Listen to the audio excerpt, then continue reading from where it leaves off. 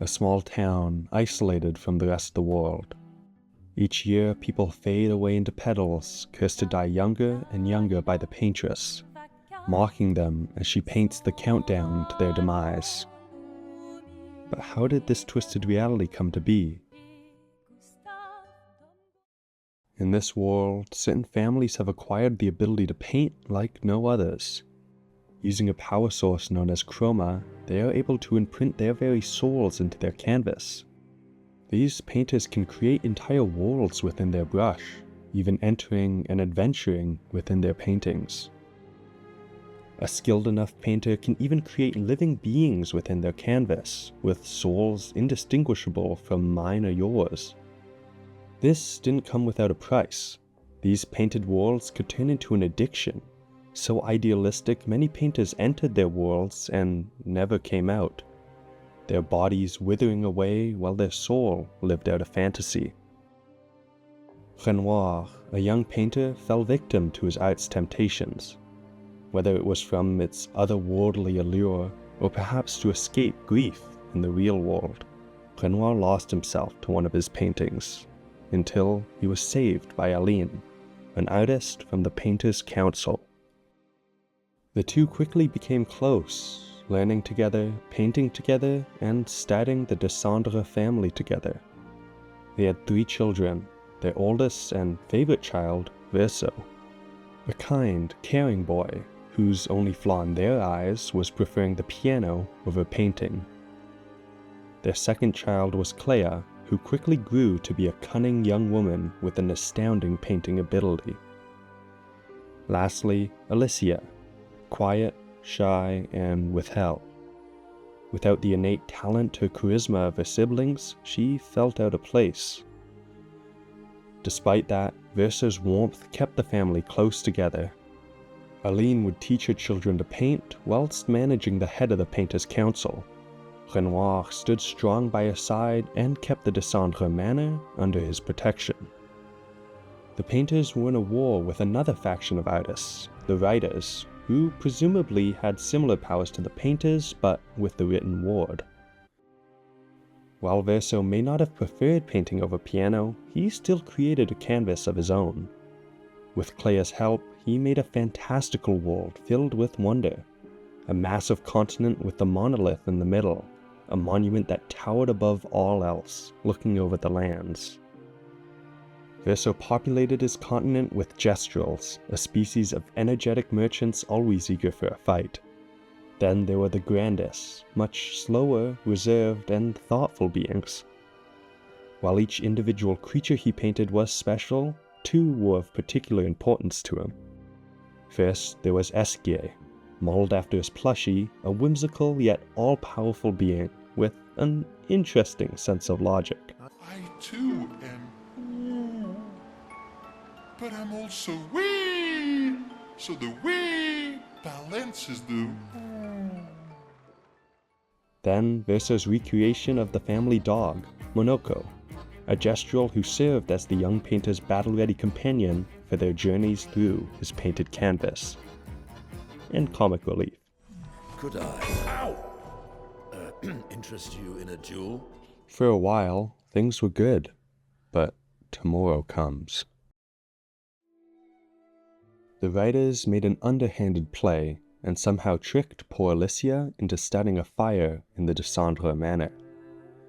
While the writers surely intended for it to kill Aline, the head of the Painters' Council, everyone managed to escape the fire, all except poor Alicia. Resigned to her fate, she had given up hope, until Verso dashed in and saved her from the flames, sacrificing his life to save his sister's. Stricken by grief, the family was shattered. Alicia's life may have been saved, but she was severely burnt, her face disfigured and her speech marred. Worse than that, Aline and Clair now despised her for causing Verso's death. Renoir was the only one who stood up for her, but succumbing to her guilt, Alicia fell into an isolated depression. Aline struggled even more with her grief. Unable to accept the loss of her firstborn son, she dug up the only canvas he had ever painted and entered it, all paintings contain a fragment of the artist's soul, and surrounded by her son's chroma, Aline's heart beat again. Time moves slower inside of any canvas, so at first she would only need to dip in for a few minutes. Then minutes became hours, and eventually spending days at a time in the painting. She began using her chroma to make her own additions to Verso's painting, adding people, towns with a capital city named Myel, and even a painted version of her own family. She painted a new Renoir, Clair, Alicia, and of course Verso, using what fragments of his soul were left in the canvas to make him as real as she could. This painted Verso even fell in love with another one of Aline's creations, Julie. Still blaming Alicia for the fire, her painted version reflected that, given a mask to cover her burnt face and broken voice.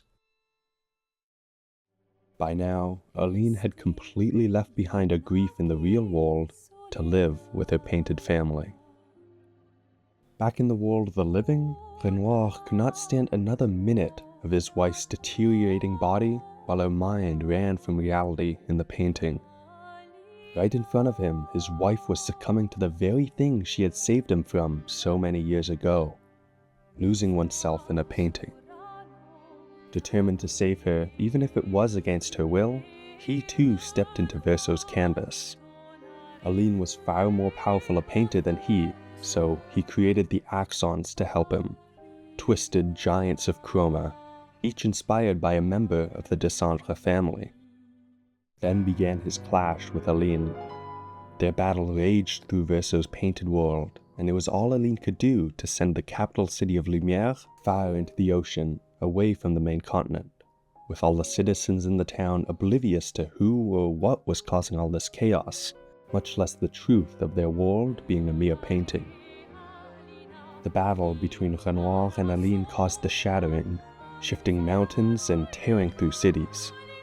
By the end of the painters' clash, the continent was an unrecognizable wasteland of its former self, and yet the clash ended in a stalemate, with Renoir managing to imprison Aline at the top of the monolith, while Aline imprisoned Renoir deep beneath it.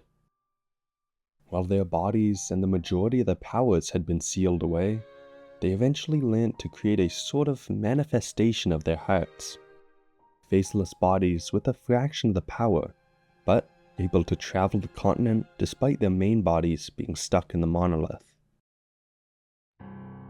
That was all a bit confusing, so let's go over it one more time for clarity's sake. There are a grand total of 4 different versions of the Desandre family. The authentic Desandre family, genuine, real people with the ability to paint canvases and create worlds and characters within them. During the fire, Verso passed away protecting his sister Alicia, but she was still severely burnt. Next, we have the painted family.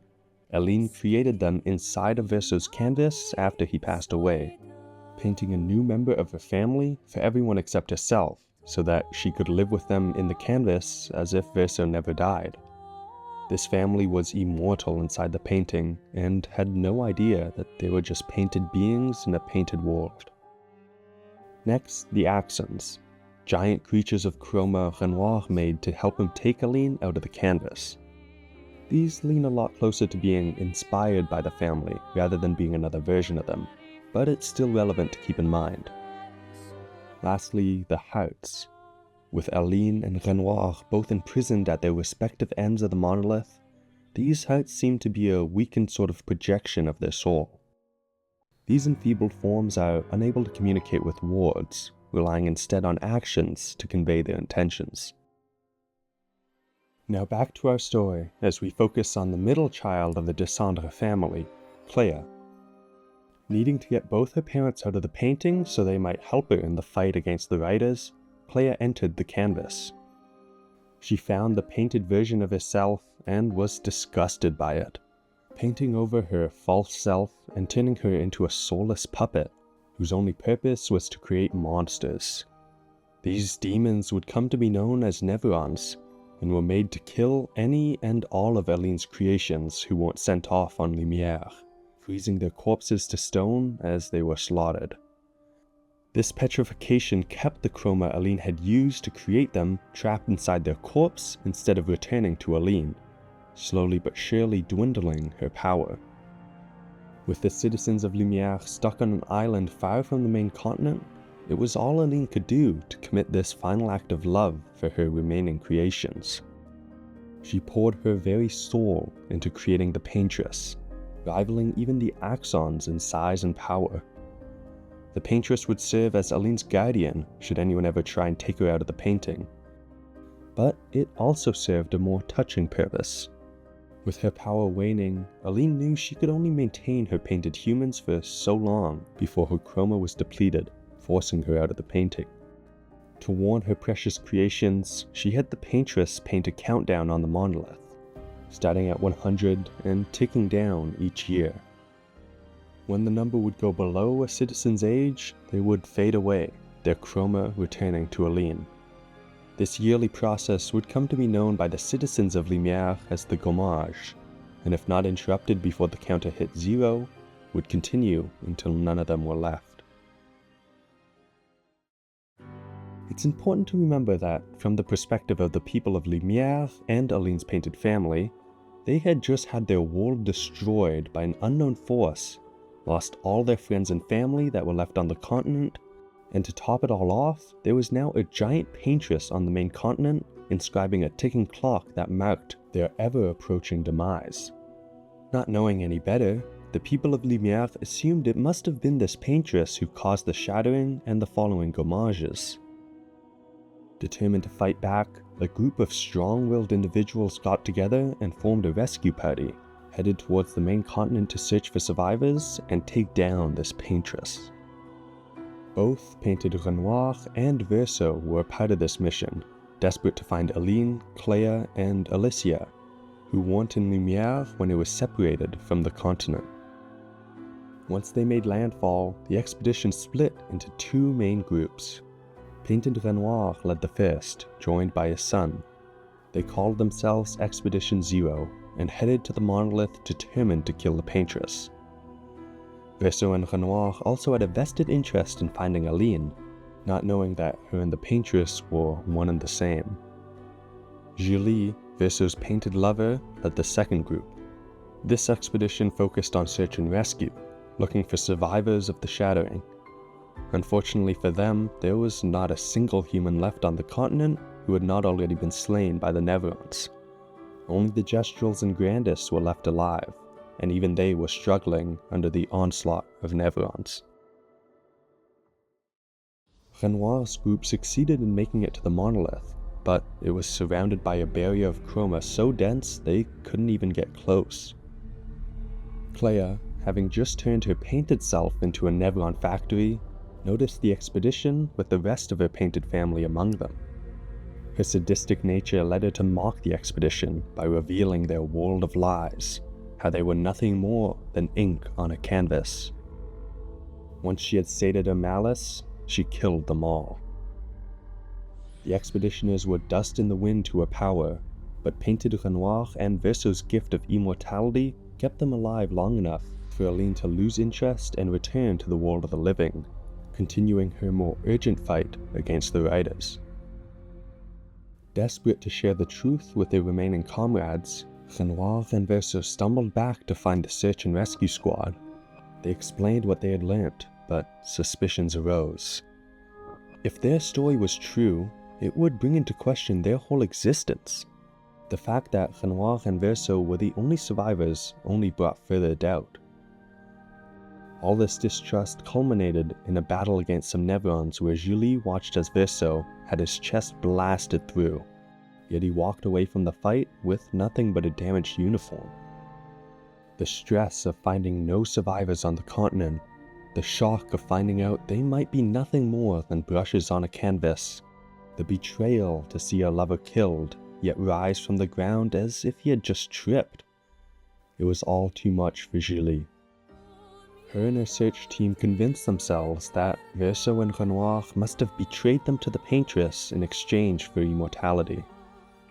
After waiting till nightfall, they ambushed the father and son in a battle they never could have won, forcing Verso to kill the woman he loved and every last one of his friends.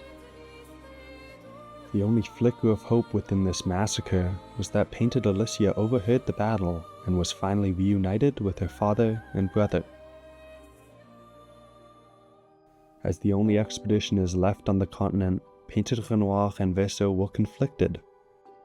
Save Aline's life by taking her out of the painting, even if it meant destroying themselves and their world? Or save the life she created for herself in this painted world by killing the real Renoir, still imprisoned under the monolith? Unable to come to an agreement, they put the decision aside and took on the Axons. Indiscriminate terrors as they were worth getting rid of no matter which side of the conflict the Painted family ultimately decided to join. They spent years fighting a single Axon, ultimately failing to take it down. We don't know the exact details, but they eventually gave up on taking on the Axons, deeming it an impossible task, and what remained of the Painted Desandre family could ignore the choice of who to side with no longer. This painted version of Renoir was made by Aline, molded by her will while she was grieving the loss of Verso, wanting nothing more than to escape her horrid reality. Those feelings of desperately trying to keep her family together were imprinted on her painted husband, and so Renoir made the choice to protect the paintress, keeping Aline in the canvas in the hopes of one day reuniting their painted family.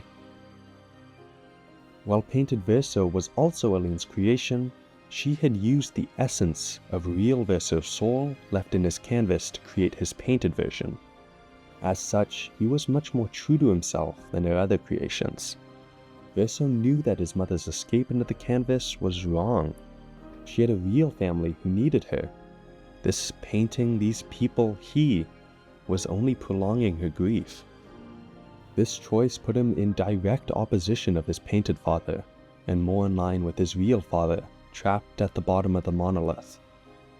The only thing Verso and his painted father agreed on was to never return to Lumière, in hopes of avoiding a repeat of the search and rescue team. Now, both the real Desandre family and the painted Desandre family were all in conflict with each other. Real Clair, Renoir, and Painted Verso all working to get Aline out of the painting, against Aline and Painted Renoir, wanting to keep Aline in the canvas to live her life out with her painted family. Painted Verso and his father clashed, and while neither could bring an end to either of their immortal lives, both were left with a scar besmirching their face. The father and son parted ways, but both kept the scar from healing as a reminder of their broken family. Both versions of Alicia initially took a much more neutral stance.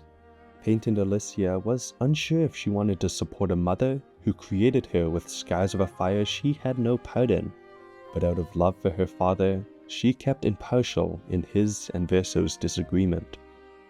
Outside of the painting, Alicia wanted her mom to rejoin their family, but unsure of herself, she was too apprehensive to make any real moves to help.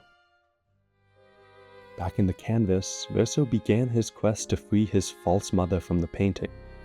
On his journey, he rejoined his good friends Monoko and Esquier, but even their united efforts weren't enough to take on the Neverons, Painted Renoir, and the Paintress. Slowly, Verso began to lose hope. On the floating island of Lumière, it had been years since Expedition Zero departed, and it was naturally assumed that they had all perished. For a while, hope was lost. They had sent out their brightest minds, their strongest fighters, and not a single one returned. The people of Lumière began to accept their fate, resigned to living what few years they had left before their gommage. It took an entire 15 years before another group of brave citizens gathered together and created the yearly tradition of the expeditions. Each year, willing citizens with a year left till their gommage would set out to the continent. Knowing they could never match the strength of Expedition Zero, these groups did not set out hoping to kill the Paintress by themselves. Instead, focusing on clearing a path for the next group of expeditioners. Expedition 70 set up grapple points to ease future expeditioners' movement. 67 used explosives to create paths through the mountains. While none lasted more than a year on the Nevron-infested continent, they all played their parts for those who come after. During his own travels across the continent, Verso met and joined many of these expeditions, but even with his help, none of them even came close to defeating the Paintress. At this point, Clair had been trying to manage both fighting the war against the Riders and getting her mother out of the painting. She needed more help. Alicia finally steeled her resolve and had found a hiding place for the painting. This way, when they did manage to get their mother out of the painting, she wouldn't be able to enter it again. While impressed, Clair doubted it would stop Aline for long, and convinced her younger sister to enter the painting so that the whole Desandre family could walk from the inside to bring out their mother. But she overestimated Alicia's painting ability. Upon entering the painting, her limited chroma was immediately overwhelmed, and she was painted over by Aline. Alicia was reborn in the painting as a newborn child in Lumière named Myel. She would continue on to grow up in Lumière with no memory of a real life. As annoyed as Clair was at her sister's failure, she had no intention of dealing with a second death in the Desandre family. She entered the painting and warned Verso about Myel and entrusted him to watch over her if she ever made her way to the continent. Years passed inside the painting, Renoir and Aline both trapped at their respective ends of the monolith, while the people of Lumière gommaged away younger and younger. This year, everyone of the age 34 would gommage away, leaving their family, loved ones, their children behind. The climate of Lumière is in quite a conflicted spot. There are those who hold out hope for the expeditions, volunteering themselves to spend the last year of their life taking on the horrors of the continent rather than waiting to be gommaged. Then there are those who have given up hope and just want to live their last few years of life with their family. Many have stopped having children altogether. What purpose is there to bring a child into the world when you know they will die before having a chance to live? Alicia, or rather Myel, now in her teenage years, was much younger than any of the other expeditioners, but she knew she had to join them. Like all the kids in Lumière, her parents had gommaged away while she was still young, so a kind man named Gustave took over as her foster parent. Gustave was a member of this year's expedition, and Myel refused to let him go off and die without her. Gustave was also the inventor of the Lumina Converter, which could use the chroma of defeated Nevrons to create copies of their abilities, called Luminas. Essentially, it gave Expedition 33 a stronger fighting chance than any of the expeditions before them. With this power, they weren't worrying about laying the path for those who came after. They were going to take down the Paintress herself. Before the expedition departed, they first had to give their solemn farewells to all those gommaging this year. Gustave himself, losing a lover that never could be, only solidifying his resolve to bring an end to the Paintress. I'm here.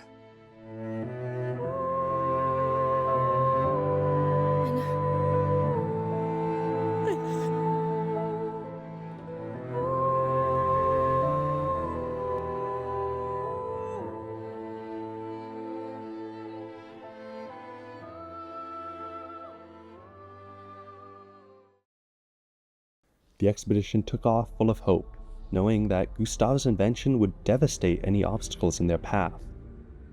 Landing on the main continent, they found things wouldn't be so easy.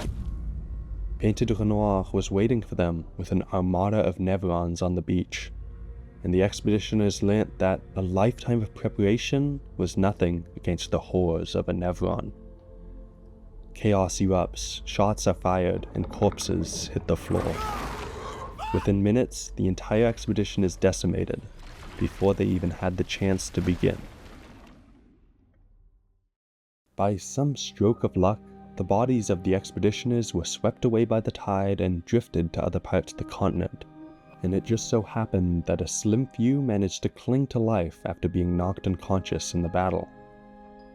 Ciel, a pragmatic and straightforward young woman washed up near a village of Gestrels, where she assumed she was the only survivor and joined the Gestrels in their endless gladiator fights. Gustav also made it out alive, but he wished he hadn't. The hope he had given his friends with his luminous converter had been useless when it really mattered. It wasn't just his tech, he had frozen out there, and people had died because of it. He was a failure, better dead than alive.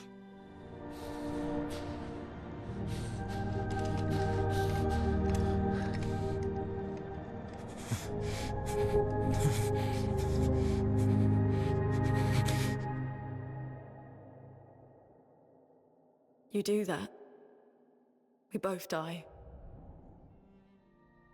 Lune, the last survivor of the battle, stopped Gustav from giving up his journey, and after regaining his drive to fight, the two began their expedition to take down the Paintress. There was one last survivor, although she didn't make it out on her own. While the expedition initially approached the continent, Painted Verso noticed his father preparing an ambush. Keeping himself at the ready, he swept Myel out of danger before she could get hurt, leaving her with Renoir's heart. Going by the name of the Curator, Renoir's projected soul occupied a replica of the Renoir mansion. Unable to communicate with his daughter in this form, it was all he could do to watch over her until Gustav and Lune found them, and continued their quest with Myel. Throughout their journey, Painted Alicia took note of Myel, recognizing who she really was, and envied how she is able to live without the scars nor the guilt of the fire she caused. But Myel's painted self didn't blame her real counterpart, and continued to watch the expedition's adventure from the shadows. The team continued to explore the strange continent, meeting the Gestrels and joining up with Ciel, before heading to the legendary Obscur, seeking his help in getting to the monolith. Bonjour, mes amis. After some convincing, they're back on their way, and for the first time since arriving on the continent, it looks like they might stand a chance. But just when hope was starting to brighten their path, darkness swallows it back up.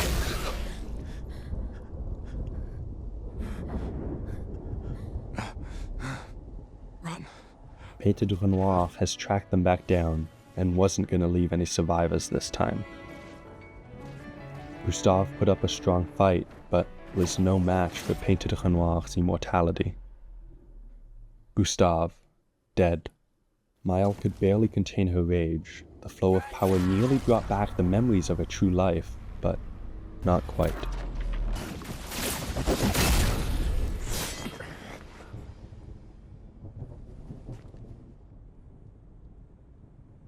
It's been a while.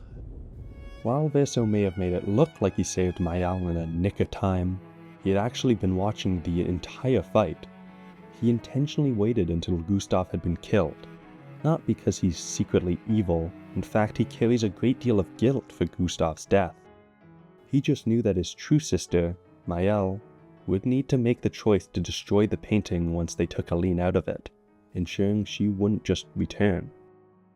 Verso feared that even after Alicia regained her memories, she would choose her painted life as Myel over her shattered family in the real world, and didn't want anything holding her back from making the right choice. With Gustav gone, that was one less thing anchoring her to this world. Escaping with the surviving members of the expedition, Verso gains their trust, their friendship, their love, and guides them on their journey to take down the Paintress, withholding the information that their world will be destroyed once she is defeated. Before tackling the Paintress, some preparations were in store. First, Verso brought them to the land of the Grandis to recruit his loyal friend and unintentional comic, Monoko. No distraction, son. I'm really busy beating up strangers. This wasn't the first time Verso had requested his BFF's help to free his false mother, so it would take a lot of convincing. I will never join you again. There will be a lot of fighting, though. Oh yeah, that's true. Yeah, it's true. There will be a lot of fighting. Exactly. Count me in then. Monoko's son, the young gestural merchant Noko, also decided he would join the crew. As a responsible parent, This is a superb idea. And with that, the crew was off to Old Lumière, a shell of the city it once was before the shattering. Verso had ventured here previously with another expedition and found Painted Renoir, Alicia, and Aline's Hout living in a replica of the Desandre manor. Although the expedition had been wiped out, Verso knew that if he could take out his mother's Hout, it would force her out of the painting. Of course he couldn't explain this to the expedition, and instead made up a story that the paintress's Hout resided in Old Lumière, and destroying it would break the barrier surrounding her. After some brief demolition struggles, they got to Aline's Hout, but Painted Renoir quickly stepped in. Refusing to give up his makeshift life in this painted world, he fended off the expedition and teleported himself, his painted daughter, and Aline's Hout away. Renoir shot off a bolt of chroma at the party as he left, an attack that the experienced fighters may be able to brush off, but not so much for a young Gestrel.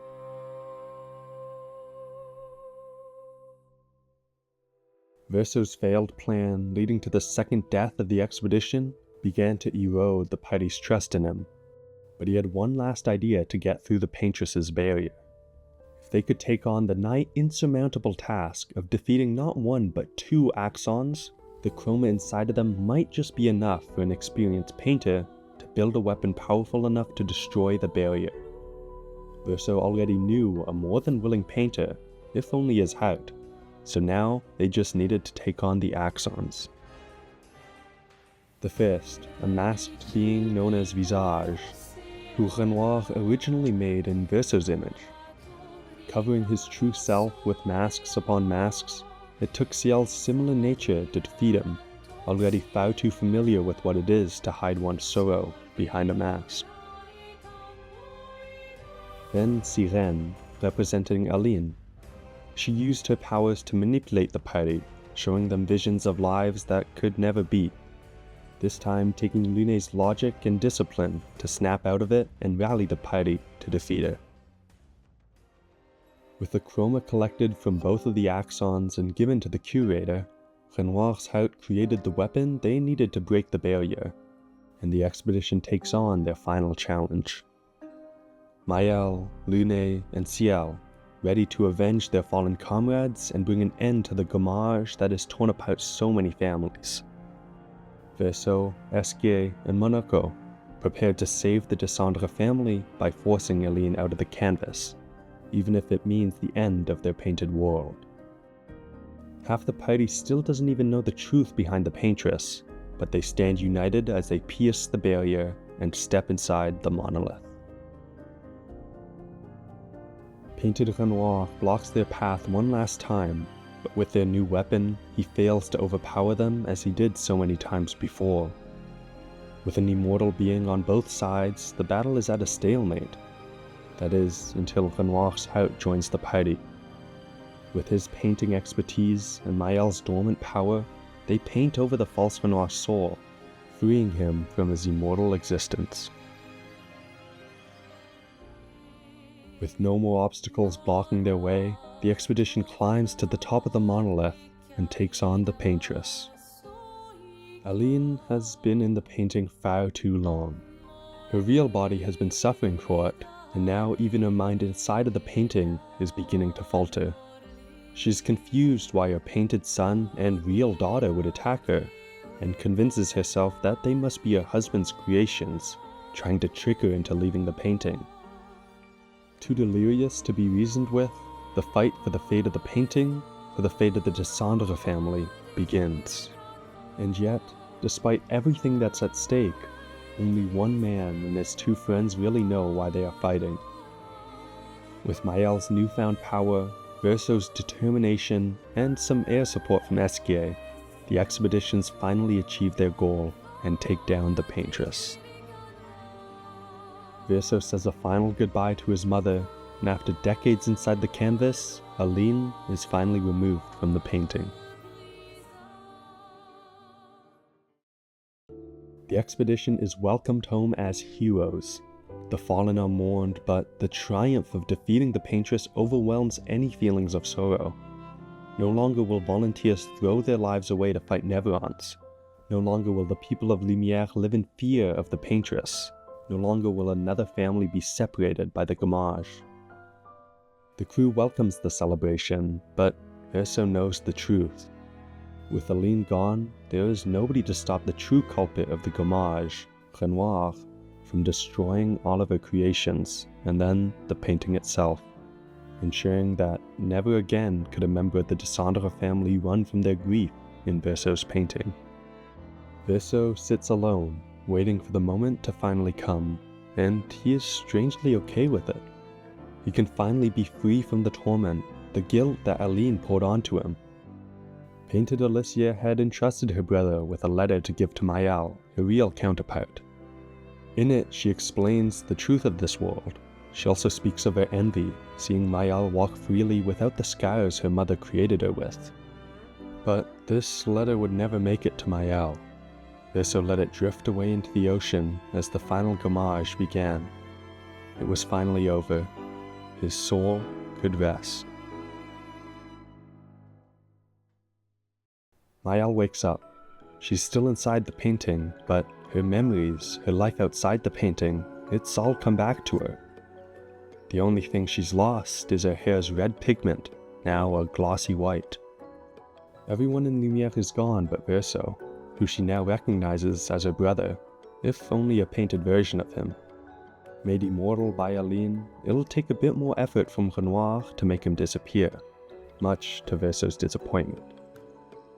She may now know that he's only a painted creation, but he's real enough for Myel, as she comforts herself with his presence. Verso is beginning to feel fear. The same addiction his mum was corrupted by, a dependency on the painting, on him, he was starting to see it in Myel. The two go to find Renoir, Myel convinced that now that her mother is out of the painting, her father won't have any reason to destroy the canvas, and might even help her bring back the people of Lumière to life. Free from the monolith, the curator is finally able to retake his true form, and Renoir meets with his daughter for the first time in years. The two are delighted to be reunited, but the happiness doesn't last. Renoir is determined to destroy the canvas, knowing that it's only a matter of time before Aline returns. More than that, he recognizes Alicia's attachment to it. His own daughter, now going by Myel, a fake name from a fake world that she now calls home. While he can't destroy the painting while his daughter remains inside, Renoir begins to dismantle the structure of the world. Even Verso begins to fade away as the painter brings this canvas to a close. Myel's time in the painting and the return of her memories coalesce into power, and she can finally see the chroma in the air as a true painter does. She stops Verso's erasure, grabs the lingering chroma from Lune and Ciel's gommage, and escapes on Esquer's back. They find a place to camp for the night, but the situation is pretty hopeless. Myel may have unlocked the powers of a painter, but her father has control of nearly all the chroma in the painting. Myel does manage to bring Lune and Ciel back to life using the chroma she grabbed, and they immediately go to berating Verso for withholding the truth behind the paintress. Once everyone regains their cool, Lune notices a flicker of hope. Whenever a Neveron killed one of Aline's creations, the bodies would freeze to stone instead of gommaging. This ensured the chroma would remain trapped in their body instead of releasing it back to Aline. With thousands of expeditioners across the continent, if they could collect the chroma from them, Myel might just stand a chance against her father. Thus, the greatest expedition in history begins. Retracing their steps across the continent, they collect each iotum of chroma from every last fallen warrior, and with it Myel creates an army of fallen expeditioners, as they begin their final assault on Renoir and his army of Neverons. After a grueling fight back to the center of Lumière, the party reaches Renoir. Unable to convince his daughter to come home with him, he takes on the form he was trapped in for so long, and begins their fight as the curator. He may not be as powerful as the paintress, but without Aline holding him back and the Axons at his side, he might as well be unstoppable. At the same time, outside of the canvas, Aline had finally realized the harm she had brought to her daughter. Blaming her for the fire, creating her painted version with the same scars and scorn, she felt regret. Her daughter deserved better. The only thing she could do now was to help Alicia keep the happiness she had found inside of the painting, and it was at this moment Verso lost all hope, as Aline re-entered the painting to help fight Renoir. With the paintress holding back the axons, the expedition is able to focus their efforts on Renoir, and after the most arduous fight of their journey, succeed in bringing him down. Aline leaves the painting immediately. A moment longer and her real body may fall beyond repair, and so Myel is left to face her father alone. Renoir has had enough suffering. In the real world, he sat alone in a mansion, watching his wife slowly destroy her body to live with a painted family, then spending 67 long years trapped inside the monolith, and now his own daughter refuses to come home. He finally gives up. Myel talks him through her own suffering, how she's finally found a home for herself here. She feels the same way about her family in the painting that Renoir does his real one. While it worries him to do so, Renoir eventually agrees to not destroy the canvas, on the condition that Myel only spends part of her time in the painting. The head of the Desandre family leaves the canvas without Myel, finally welcoming his wife back into the world of the living. Verso knows that Myel is lying. She has no intention of ever leaving this painting. The only thing she sees waiting for her out there is a broken family, a disfigured face, and a pointless war. But in the painting, she has everything, everyone. She can now even use her mastery of chroma to bring back the dead, bring back Gustave. Verso tries to convince her that this painting isn't worth her life, but to Myel, this is her life. Out there, she just exists, but in here, she lives. Painted Verso reaches out to the piece of Verso's soul that has been keeping this painting alive, letting him know that it's okay, it's finally time to stop painting. But Myel interrupts him. This painting will not end as long as she draws breath within it. Both knowing they could never change the mind of the other, they draw their blades. A brother and sister trying to save each other, Myel and Verso begin their final battle for the fate of the painting. In this tragedy, there are no winners. There is no good ending. People will suffer no matter the fate of the painting. There are two endings to Clair Obscur, one if Myel manages to defeat Verso, and another if Verso triumphs. We will go through the endings of both, starting with Myel's victory, a life to paint. Siding with Myel, Verso suffers defeat, and it's all he can do to beg her to let his true soul stop painting, to stop putting her grief on him, and just let him die. I don't want this life.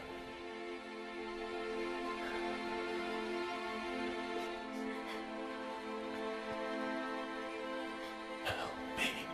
Help me.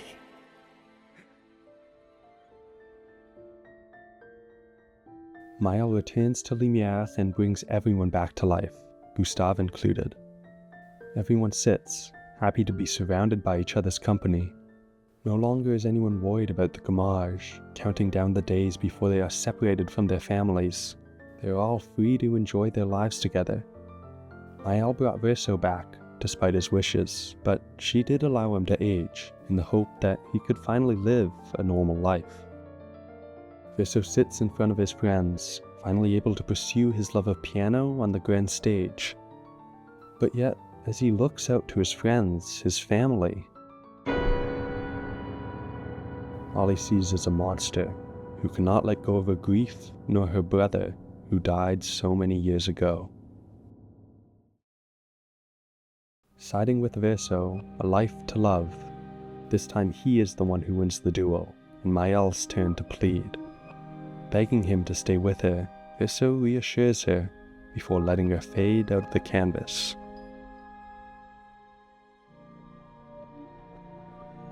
Finally, it's the end for Verso, but he has his farewells to say first. Esquier and Monoko, who accompanied him throughout the entirety of his long journey. Then Xiao, ever reassuring even in her final moments. And Lune, who simply sits and watches the one who doomed the people of Lumière. At last, Painted Verso can finally tell the last piece of his true soul to stop painting, and the two walk into the abyss as the painting finally ceases to be. At long last, the Desandre family is together, and they hold a long overdue funeral for Verso.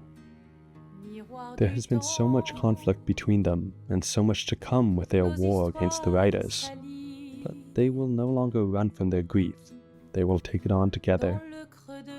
As Myel says goodbye to Verso, she gets one last farewell from the canvas, before they too leave her.